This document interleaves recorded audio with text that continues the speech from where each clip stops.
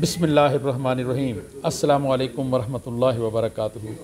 औकात टीवी में अब्दुल जब्बार अंसारी आपकी खिदमत में हाजिर है। ख़वातीन हज़रात, I-10 में जब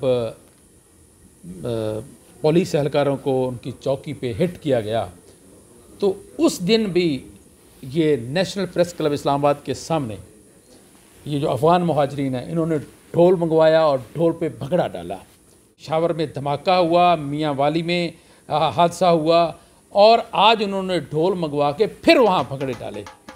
तो मैं आज मेरे साथ मौजूद हैं मोहम्मद आसिम ख़ान, ये वहाँ पे मौजूद थे। आसिम, क्या देख रहे हैं आप इस सारी सूरत हाल को? आप चूँकि वहाँ मौके पे मौजूद थे, तो क्या आपके ख्याल में ये क्यों हुआ ऐसा?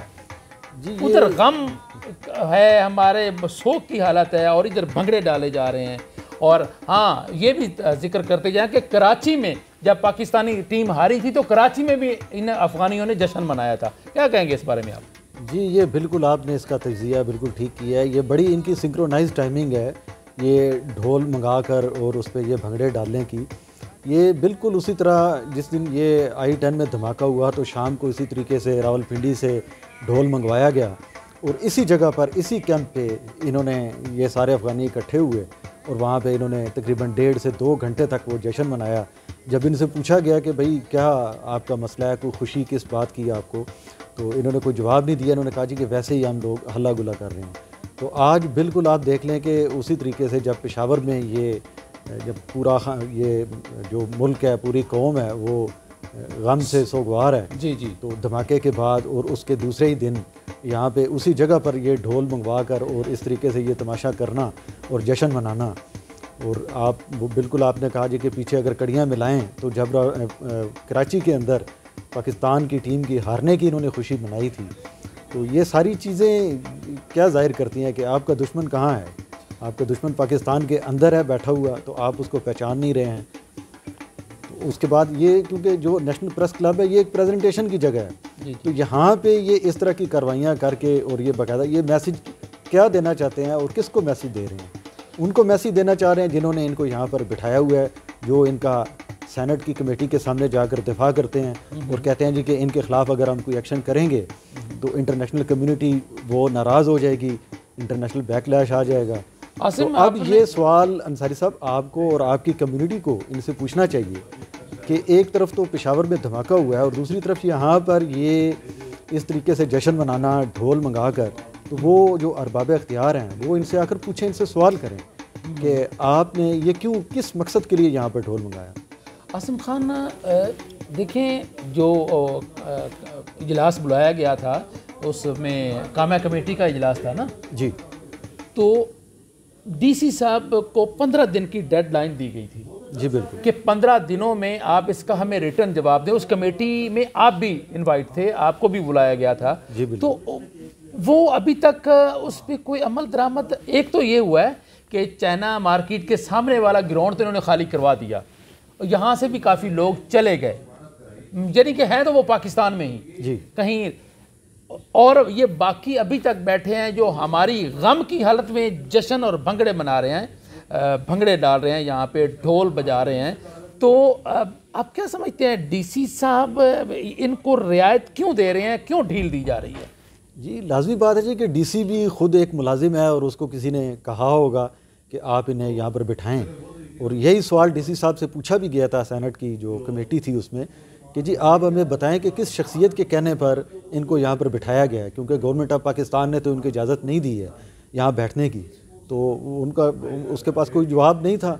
बॉडी लैंग्वेज क्या थी उनकी? बॉडी लैंग्वेज से यही नज़र आ रहा था जी कि उनको किसी और ने ये सब इनको प्रोटेक्शन देने के लिए और इजाज़त देने के लिए कहा है, उन्होंने ख़ुद नहीं कहा। तो अब ये सारी बातें आपके सामने हैं कि ये जो ढोल तमाशा इस तरीके से करना, जब पाकिस्तान पे कोई इस तरह की आफत आए, तो ये एक नफ़रत का और तस्सुब का इजहार है कि वो पाकिस्तान के साथ एक तस्सुब रखते हैं, एक नफ़रत रखते हैं उनके दिल में जो है। वो पाकिस्तान को मतलब अपना हमसाया मुल्क या अपना दोस्त या अपना ब्रादर इस्लामी मुल्क नहीं समझते।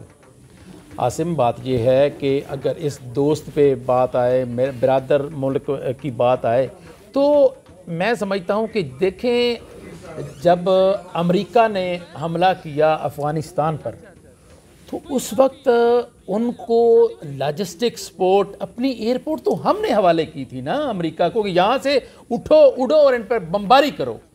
तो क्या फिर हम तो उनसे तवक्को करें कि वो हमसे मोहब्बत करेंगे? मेरे ख्याल में ये हो ही नहीं सकती मोहब्बत। देखिए, ये तो एक आ जाती है जी कि रियासत की पॉलिसी क्या है, और इस पर तो हम इतना वो डिस्कस नहीं कर सकते कि क्या इनकी मतलब उस वक्त हिकमत अमली थी। लेकिन फिल वक्त तो हमें जो जिस सूरत हाल का सामना है कि ये अफ़गान महाजरीन एक तो यहाँ पर बैठे हुए हैं, इनका बैठना यहाँ पे बिल्कुल बिलाजवाज़ है, इनकी रजिस्ट्रेशन का अमल यहाँ पे जारी है। आप देखते हैं आपकी ये प्रेस क्लब की बैक साइड पर ही जो पुलिस का रजिस्ट्रेशन सेंटर है, जी, वहाँ पे हर रोज़ वहाँ पे धड़ाधड़ इनकी रजिस्ट्रेशन हो रही है, और रात के वक्त भी लोग आ रहे हैं, हर जगह पर अकोमोडेट किया जा रहा है। तो फिर इनका यहाँ पे बिठाना इनको ये बिल्कुल एक बिलाजवाज़ है। और फिर जब इस तरह की कोई आफत आती है या पाकिस्तान की टीम आती है और ये इस तरीके से यहाँ पे जश्न मनाते हैं, या पूरे पाकिस्तान में वो इस तरीके से करते हैं। कुछ जगहों पर आपको पता है कि कुछ ऐसे वाक़यात भी रिपोर्ट हुए हैं और अब भी होते हैं, सोशल मीडिया पर ऐसी ख़बरें चलती हैं, वीडियोज़ चलती हैं, पाकिस्तान के कौमी परचम की बेहुरमती की जाती है। एक वीडियो बड़ी वायरल भी हुई जिसमें एक पाकिस्तानी शख्स को नंगा करके उसे कहा गया कि तुम ज़बरदस्ती इसको अफ़गानिस्तान के झंडे को सलूट करो। जी जी बिल्कुल ठीक। तो ये इस तरह के वाक़यात ये ज़ाहिर करते हैं कि ये वही अफ़गान महाजरीन हैं जिनको पाकिस्तान ने पनाह दे रखी है, और वही पनाह गुज़ीन पाकिस्तान के ख़िलाफ़ बड़ी नफ़रत और कदूरत रखते हैं, जो हर मौका मिलने पर उस अपनी नफ़रत का उनके दिल के अंदर जो छुपा हुआ तासुब है, जो उनकी दुश्मनी है, वो उसका इजहार करते हैं। और जैसा कि आज आपने ख़ुद जी अपना कैमरा आप ले गए और आपने देख लिया कि जिस तरीके से वो भंगड़े डाल रहे थे और जिस तरीके से वो जश्न मना रहे थे, और आपके जाते ही उन्होंने मुंह छुपा लिए और वो सारे भाग गए, वहाँ पे तितर बितर हो गए। अच्छा, वो पश्तो में कुछ बोल भी रहे थे आसिम, क्या कह रहे थे वो? जी, पश्तो की हमें तो वो समझ नहीं आती, लेकिन वो वो फारसी ज़बान का एक लफ्ज़ होता है बुरो, तो उसका मतलब होता है कि जी आप चले जाओ यहाँ से, सारे डिस्पर्स हो जाओ, चले जाओ। तो वो उन्होंने उनको वहाँ से जो अपने बंदे थे, आपने देखा कि वहाँ पे ख़वातीन भी थी, बच्चे भी थे, तालियां बजा रहे थे, रक्स हो रहा था बाकायदा, वहाँ पे तालियां सीटियाँ बजाई जा रही थी। तो भरपूर जश्न का माहौल था जी। तो उनसे ये भी पूछा गया कि भाई आपका कोई मतलब ये ज़ाती शो है, या होता है ना कि किसी के यहाँ कोई बच्चा पैदा हो या कुछ ऐसा। मैंने खुद आसिम ढोल वाले से पूछा, मैंने कहा आपको कौन लाया यहाँ पे? तो उसने वो सामने जो बंदा जो मुंह छुपा रहा था कैमरे से, तो उसने उसका नाम लिया कि ये मुझे लेकर आया। तो मैंने उससे पूछा कि भाई आप किस लिए यहाँ, कोई शादी है, कोई मंगनी है किसी की, किस सिलसिले में आप लाए हो? तो वो कहते हैं जी वैसे हमारा जी चाह रहा था जी। तो अंदाज़ा करें, वैसे तो इनका उधर सो गए हमारे मुल्क में लाशें उठ रही हैं और इधर ये भंगड़े डाल रहे हैं जी। उस दिन भी जब इनसे मैंने जाकर पूछा था, ये I-10 में जब धमाका हुआ तो शाम को इन्होंने जश्न मनाया, तो मैंने इनसे पूछा भाई आप ये जश्न मना रहे हैं तो कोई ख़ास मतलब आपका ये कोई मौका है या क्या है?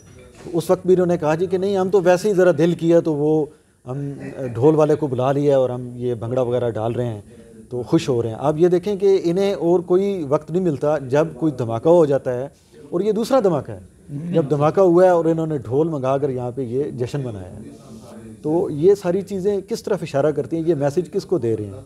यहाँ तो वो लोग भी मौजूद हैं जो खामखा लोगों को गद्दार करार दे देते हैं, खामखा लोगों को उन पर इल्ज़ामात लगा देते हैं। तो उन्हीं को इनसे आकर पूछना चाहिए, सवाल करना चाहिए इनसे आकर कि भाई आप ये मौका ऐसा था कि इन दिनों में आप ढोल मंगवा कर और प्रेस क्लब के सामने, ठीक, जो एक मरकज़ी जगह है पूरे पाकिस्तान की, तो वहाँ पे आप ऐसी हरकत करें, और इस हरकत के पीछे क्या है, ये पूरी की पूरी इसकी तहकीकात होनी चाहिए अंसारी साहब कि ये ढोल जो मंगाया गया, ये इसके पीछे कौन है। बिल्कुल, ये किसके कहने पर ये ढोल वाले को बुलाया गया, और वहाँ पे जो बैठा हुआ इनका नुमाइंदा है जो वहाँ पे वो बार बार अपना मुँह छुपा रहा था और आपसे कह रहा था जी कि वीडियो ना बनाए, तो ढोल वाले ने भी यही कहा जी कि मुझे तो इसने बुलाया, लेकिन उसको किसने कहा, ठीक, ये पीछे इसके कौन है? देखिए, एक होता है गद्दार, जो है ना गद्दार आसिम, वो तो बस पर्दा होता है ना, लेकिन ये तो खुल के सामने आ गए हैं। ये खुल के अपनी वो नफरत का तो नहीं कहते, ये तो सामने है आपके, वो अपनी नफरत का इजहार ये खुल कर करते हैं, और बाकायदा जनाब वो और देख रहे थे आप इसको। पुश्त पनाही इंतजामिया की हासिल है। इंतजामिया की हासिल है। इंतजामिया कौन है? डिप्टी कमिश्नर यहाँ का जो होता है, चीफ कमिश्नर, वही इंतजामिया ना। जब इनसे पूछा जाए कहते हैं जी हम इंतजामिया से पूछ कर बैठे हैं। वही इंतजामिया, वही डिप्टी कमिश्नर साहब इनसे आकर पूछें कि भाई जो कल आपने ढोल मंगवाया था और यहाँ पे आप रक्स की एक महफिल सजाई थी, तो वो बसिलसिला किस सिलसिले में वो सजाई गई थी, तो हमें भी ज़रा बता दें ताकि तमाम लोगों को हम बता सकें कि इस वजह से इन्होंने यहाँ पे ढोल मंगाया। आसिम कभी भी वो नहीं आया, जब बिठाया ही उसने खुद है, अकामोडेट भी वही इनको कर रहा है, वो कब इनसे पूछेगा? ऐसे फार्मेलिटी के लिए बेशक आ जाए कोई 2 आदमी 4 आ जाएं, लेकिन मुझे लगता है कि ये अपना जो काम ये जारी व सारी रखेंगे और इंतज़ामिया इनकी सपोर्ट जारी रखेगी। ये सिलसिला मुझे तो नहीं लगता कि रुकने वाला है। जी, ये इस तरह के वाक़यात होते रहते हैं। आप पहले भी हमने कई प्रोग्राम इन पे किए हैं, आपने और मैंने, मेरे ख्याल सबसे ज़्यादा प्रोग्राम हम दोनों ने हमने बिल्कुल इनको कवर किया है और ये देखते रहते हैं कि गाए बगाए वाक़यात होते रहते हैं और इसमें काफ़ी सारे ऐसे वाक़यात भी हैं जो यहाँ पे रिपोर्ट नहीं होते। जी तो लेकिन हो रहे होते हैं। अब ये क्यों यहाँ पे बिठाया हुआ है, तो इस क्यों के पीछे काफ़ी सारे सवालात हैं। जी बिल्कुल बिल्कुल। वो ना कमेटी के सामने दिए गए, हो सकता है कि उन्होंने मेरी मौजूदगी में तो कुछ नहीं बोला था, ठीक, तो बाद में अगर कोई इजलास हुए हो तो शायद उन्होंने कोई बात बताई हो जो सेनेट के वो कायमा कमेटी के चेयरमैन थे उनको, तो हो सकता है उन्होंने कोई ऐसी बात बताई हो, किसी ऐसी शख्सियत ने इनको यहाँ पे बिठाया हुआ हो, या किसी ऐसी कोई ताकतवर शख्सियत या कोई ऐसी ताकत ने इनको यहाँ पे बिठाया हुआ हो और अपने कुछ मकासद हासिल करना चाहते हो। तो ठीक है, आप अगर कोई मकासद हासिल करना चाहते हैं वो करें, लेकिन जो एक पाकिस्तान के ख़िलाफ़ जो बात हो रही है और जो ऐसे मौके पर इनका यहाँ पे भंगड़े डालना, कि जब स्पेशली पेशावर के अंदर ऐसा वाक़या हुआ है जिसमें पूरा मुल्क सोगवार है और ये यहाँ पे भंगड़े डालें, तो ये तो मेरे ख्याल कोई भी मुहब्बे वतन शहरी जो है वो इस चीज़ को बर्दाश्त नहीं करता, क्योंकि हम सब इससे गम से निढाल हैं। हमारे जो पुलिस के जवान हैं वहाँ पे शहीद हुए हैं, उन्होंने अपनी जान का नजराना पेश किया है, तो इससे तो हम ये समझेंगे, ख़ासकर मैं तो, मेरी ज़ाती राय में तो यही होगा कि यही लोग फिर इसमें इन्वॉल्व हैं जो ये समझ रहे हैं जी कि वहाँ पे धमाका हुआ है और ये इन्हीं के लोगों ने किया है और ये अपना ये फ़तह का जश्न मना रहे हैं। आसिम, ये जो इन्होंने यहाँ ये जो कार्रवाइयाँ कर रहे हैं, मुझे लगता है ऐसे ही है कि ये कोई और गैर अखलाकी नाज़ेबा किस्म की सरगर्मियों में भी मुलव्वस लगते हैं मुझे। जी बिल्कुल। इस तरह नामालूम सी गाड़ियों का आना, काले शीशों की गाड़ियों का रुकना, वहाँ से लड़कियों का उतरना बैठना, ये ज़रा मुझे तो मशकूक सी सरगर्मियाँ लगती हैं। आप क्या, आप तो इधर होते हैं? बिल्कुल, ये सारे हर तरफ इनके जो सेफ सिटी के कैमरे लगे हुए हैं, उसमें इनकी हरकत व सकनात जो हैं वो सारी रिकॉर्ड होती रहती हैं। तो जो अरबाब इख्तियार हैं वो उन को देखें, उनको रिवाइंड करके वो वीडियोस देखें और उनसे उनका वो पूरा उसका अहाता करें, उसका तजिया करें कि यहाँ पे क्या इनकी एक्टिविटीज़ हैं, वो ये दिन को क्या होता है, रात को यहाँ पे क्या होता है। तो और भी काफ़ी सारे लोग हैं यहाँ पे गिरदोनवा में जो उनको बताते होंगे कि यहाँ पे क्या क्या इनकी एक्टिविटीज़ चल रही हैं, तो वो नोट भी करते होंगे। तो लेकिन कोई एक्शन इनके ख़िलाफ़ अभी तक हो नहीं रहा। आसिम खान, जहाँ तक आप CCTV कैमराज की बात कर रहे हैं, तो वो तो मोस्टली कैमरे ही ख़राब हैं ना यहाँ के इस्लामाबाद इंतज़ामिया के मोस्टली कैमरे ख़राब हैं। जब इनके अपना मतलब की कोई चीज़ होती है फिर निकल आती है, जब मतलब की नहीं होती तो फिर कह देते हैं कि कैमरे ख़राब हैं। तो बहरहाल जी, आसिम खान हमारे साथ मौजूद थे। तो हमारा जब मुल्क में इंतहाई परेशानी की कैफियत है, पेशावर में धमाका हुआ, मियाँ वाली का वाक़या, इसी तरह, और इस मौके पे इन लोगों का यहाँ जो अफ़गान मुहाजिरीन जिनको पनाह भी हम लोगों ने ही दी हुई है, उनका यहाँ भंगड़े डालना, ढोल की थाप पे नाचना, ये बहुत बड़ा सवालिया निशान है। अब इंतज़ामिया को चाहिए कि इसकी तहकीकात करे और इस मामले को देखे कि ऐसा क्यों हुआ है। अब्दुल जब्बार अंसारी और मेरे मोअज़्ज़ज़ मेहमान मोहम्मद आसिम खान को इजाज़त दीजिए। अल्लाह हाफ़िज़।